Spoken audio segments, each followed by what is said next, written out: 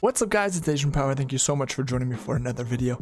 In today's video, we're going to be going into the details of the patch notes or the Lost Treasures collection event that is happening tomorrow or today, depending on when you're watching this video. If you guys are hyped, drop a like on the video, subscribe if you guys are brand new, and let's dive right into the patch notes. Alright, let's dive into the meat of the update. The patch notes, there are so many legend updates coming to Apex tomorrow. Or today, again, depending on when you're watching it. So let's get into it. It is going to be crazy. Alright, Lifeline. We knew she was getting a rework from the trailer. Her combat revive is now replaced by combat medic. Doc will revive a teammate. And the shield will obviously protect him. Lifeline can go on and do whatever she wants. She can take fire, shoot shots, or she can actually res somebody else at the same time. So you can res two teammates at the exact same time if the situation permits. The only thing is it says right here, this fully replaces Lifeline's old passive, including fast heal. That's a bummer. That's kind of a big nerf to Lifeline because everyone really liked Lifeline's fast heal because she didn't really have a way to escape. So fast healing really quickly behind a rock puts her back into the fight. With that, it's kind of a bummer. I'm interested to see if Doc will still revive the team down to teammates as fast as previously, or if that was taken away as well. Because being able to be freed up and having the shield there, is it going to be the same time that regular revives take? That I'm not sure. We'll have to stay tuned tomorrow for that as well. One thing I do want to mention before going to the rest of these patch notes is if you guys want to see these updates live, I will be streaming over on my Twitch channel, link down in the description below, tomorrow at 9 p.m. or 8 p.m. Pacific Standard Time. So see you guys there. Hope you guys enjoy and come and say hi. Alright, so next up is Lifeline's tactical. It got a little bit of a cooldown, 15-second cooldown, so you're able to throw out Doc and get healed a little bit faster. Nothing game-changing, but more of a quality of life kind of thing.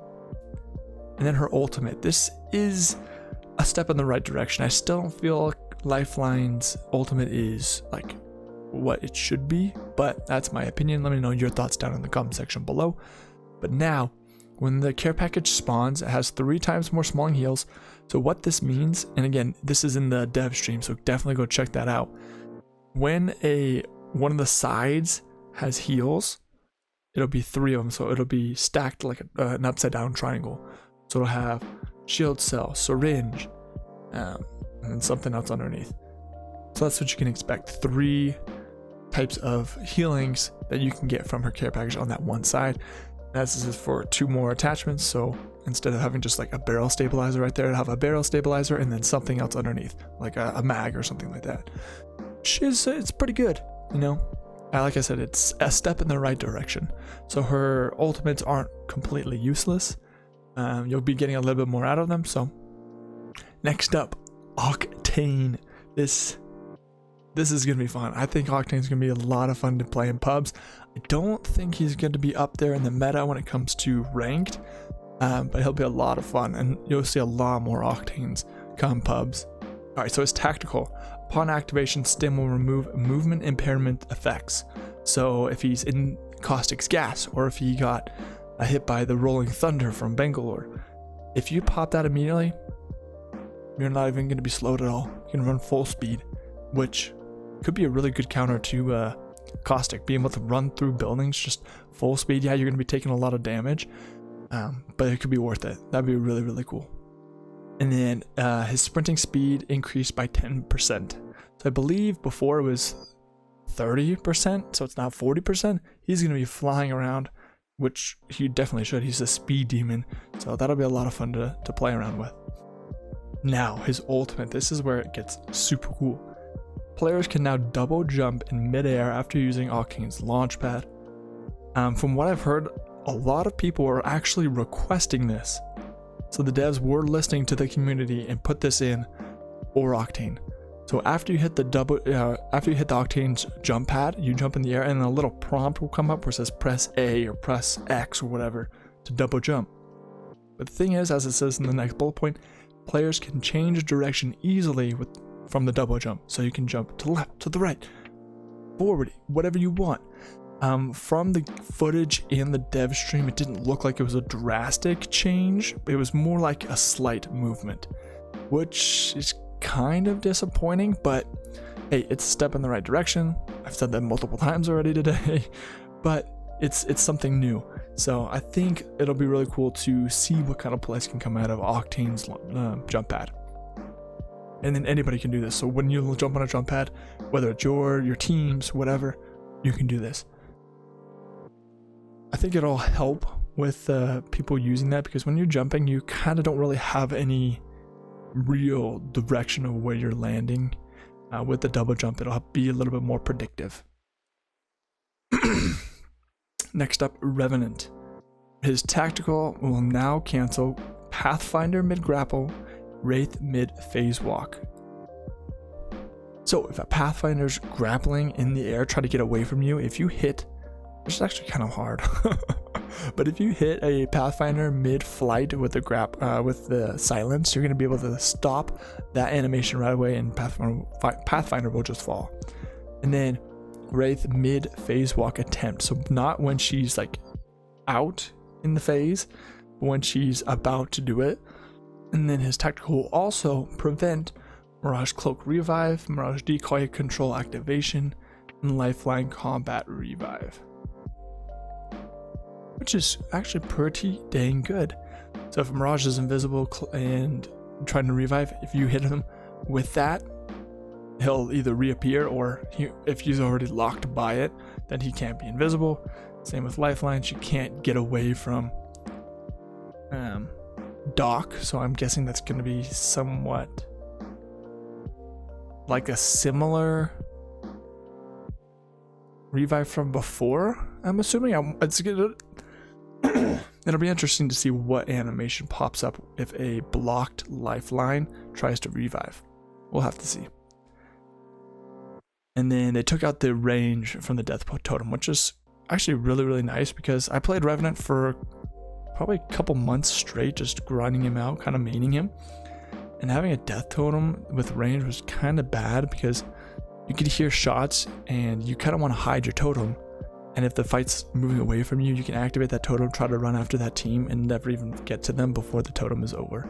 So, I mean, that's kind of a nice thing, but the time will still be on there. So it's got like a little gauge at the bottom. That will still be there, but you're able to run around for however long that lasts. Next up, Crypto. He got some love here as well. His tactical deploying hack, which is his drone, now takes 1.5 seconds from 2.5, so it's a second earlier. That'll be nice, because going in and out of the drone was such a drag before this, so hopefully this will be a nice change. And then his ultimate will now disable Watson's pylon. This right here, coupled with a nerf that we'll talk about later on down the notes, I really, really believe you're going to see a lot less Watsons in the meta, or in like high tier ranked. You're going to see a lot more Cryptos. Crypto's going to be meta now. I thought Lifeline was, but with the fast shield being taken out, I'm not really sure anymore. Crypto, definitely put him up there. He's definitely like a top 5 legend now. Lobo got a little bit of rework. You can read that in the patch notes. Nothing crazy, so I'm not going to go over that too much. Next up, Mirage. They just made it a little bit easier to control his decoy. So when you press the tactical button, as soon as you release it, it auto controls. So you're pretty much going to be controlling it by default. And if you don't want to, there's probably a prompt to do that as well. One cool thing about Mirage now is the skydive. When you're skydiving and you hit the decoy button, you're going to actually create a whole decoy for the entire team. That is a really cool change. But of course, if you break off from your squad, it's only going to do yourself. Next up, Gibraltar. Fast heal granted inside the dome slowed 25% to 15%. It's a pretty big reduction. He's getting hit with a big nerf. I don't know how beneficial that fast heal is going to be in the dome. I feel like 15% isn't crazy, but we'll have to play that around and see how that is. But you're going to see a lot less Gibraltars now too, because a lot of people use that as a crutch. So that's crazy. except Caustic. Enemies can cancel Caustic's barrel by shooting it before it is fully inflated. So if you guys probably already know, when Caustic throws a gas trap, when it lands, it starts to puff up. You can shoot it before it fully inflates, and it'll just disappear like you are disabling it from normal. So people can't really use Caustic's gas as kind of like a grenade. So that'll be a really, really nice change. So if you see a Caustic and he tries to throw a gas trap at you, hopefully you're able to shoot it while it's in the air before it even hits the ground. Before it even hits the ground, and take it out from there. This is a huge one right here. Is Watson, my girl Watson. She is getting hit with a nerf, and a little bit of a rework. So they said that the intent of these changes is to create openings. They felt like Watson was a little bit too strong in holding power positions, especially in buildings. So they said that this is supposed to kind of combat that. So her pylons used to be infinite, now only last 90 seconds, which is crazy because now if you're a Watson main, you can't camp out in a building, especially in a ranked. You can't just camp out in a building endlessly being protected by that pylon. Watson can now have up to 3 pylons out at a time, which would be really, really nice because if you're covering a big building in an area, you can have a pylon at different locations to take out those ultimates or those grenades. But again, those only not last for 90 seconds, which isn't terribly long. And then lastly, she could actually stack 2 ultimate accelerants in one inventory slot, which is pretty good.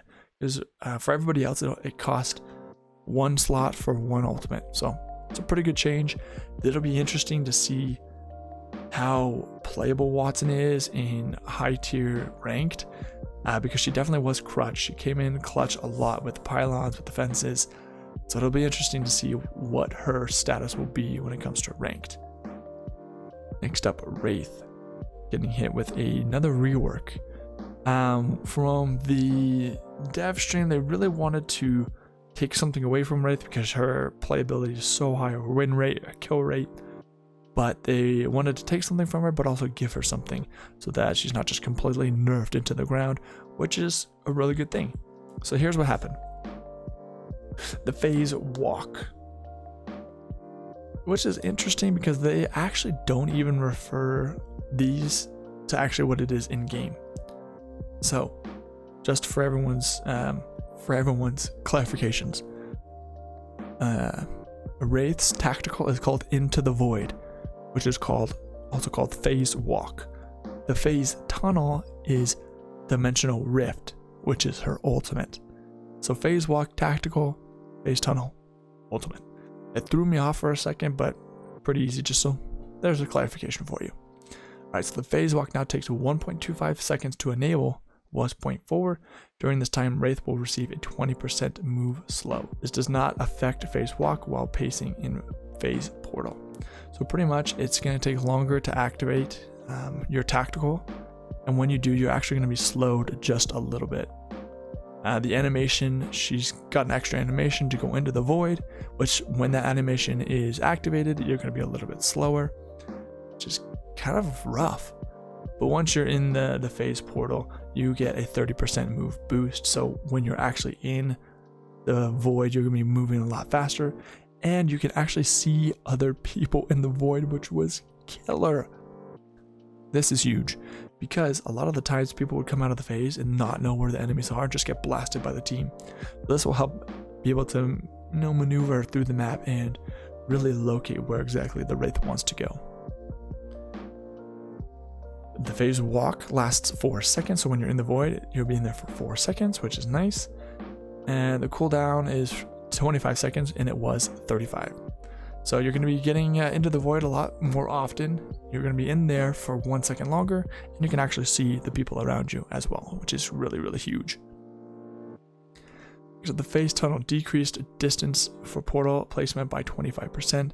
So pretty much what that's saying is one location of the portal towards the other location of the portal is reduced by 25%. So it's going to be a lot less distance.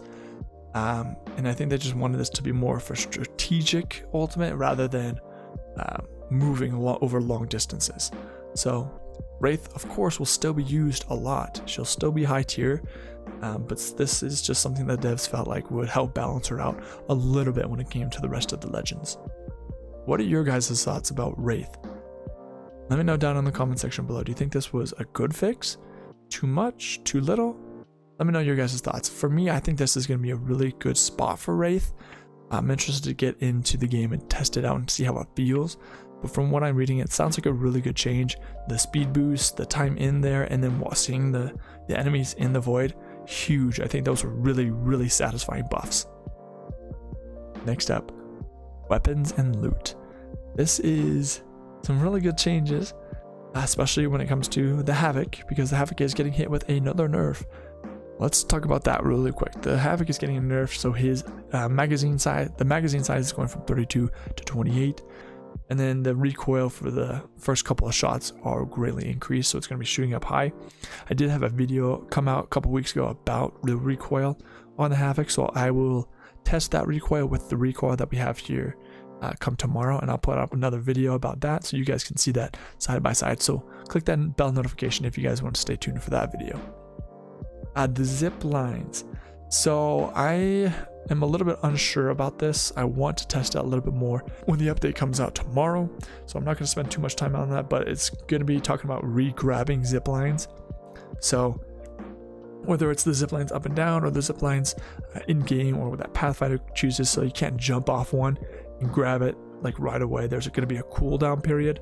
We're just going to have to wait and do more testing come tomorrow. Some quality of life changes, which one thing that I thought was really good was the teammates can ping a friendly caustic trap, because before there wasn't any way to test to see if the trap was friendly or an enemy. So that'll be nice. Alright guys, that's gonna wrap it up for today's video. Hopefully you guys did enjoy. If you did, leave a like on the video, subscribe if you guys are brand new and want more Apex content. I'm gonna be busting them out here the rest of the week, going over all the new changes, so definitely stay tuned on the channel if you don't want to miss any of that.